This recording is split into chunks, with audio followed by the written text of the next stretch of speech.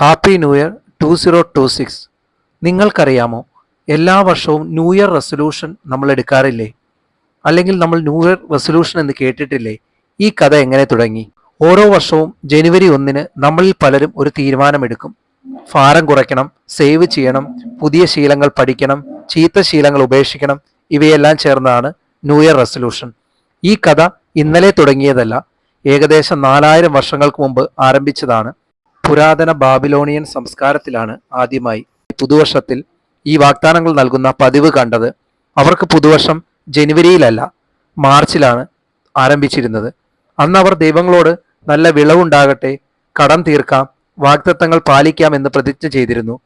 പിന്നീട് റോമൻ സാമ്രാജ്യകാലത്ത് പുതുവർഷം ജനുവരി 1 മാറി. ജനുവരി എന്ന പേര് വന്നത് ജാനസ് എന്ന ദൈവത്തിൽ നിന്നാണ്. ജാനസിന് 2 മുഖങ്ങൾ ഉണ്ടായിരുന്നുവെന്നായിരുന്നു വിശ്വാസം. ഒന്ന് കഴിഞ്ഞ വർഷത്തേക്ക്, മറ്റൊന്ന് വരാനിരിക്കുന്ന വർഷത്തേക്ക്. അതുകൊണ്ടാണ് പുതുവർഷത്തിൽ കഴിഞ്ഞ തെറ്റുകൾ തിരുത്താനും മുന്നോട്ട് നല്ല തീരുമാനങ്ങൾ എടുക്കാനും ആളുകൾ തുടങ്ങിയത്. അതിനുശേഷം കാലം മാറിയെങ്കിലും ഈ ആശയം തുടരുകയായിരുന്നു.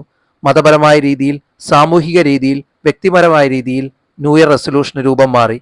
ഇന്ന് ന്യൂ ഇയർ റെസൊല്യൂഷൻ ദൈവത്തോട് വാഗ്ദാനം ചെയ്യുന്നതല്ല, നമ്മളോട് തന്നെ നമ്മൾ ചെയ്യുന്ന ഒരു വാഗ്ദാനമാണ്.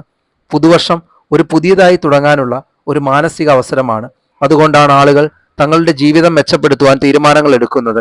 റെസൊല്യൂഷൻ എടുക്കുന്നത് തെറ്റല്ല, പക്ഷേ ചെറുതായി തുടങ്ങണം. നടത്താൻ പറ്റുന്ന തീരുമാനങ്ങളെ എടുക്കാവൂ.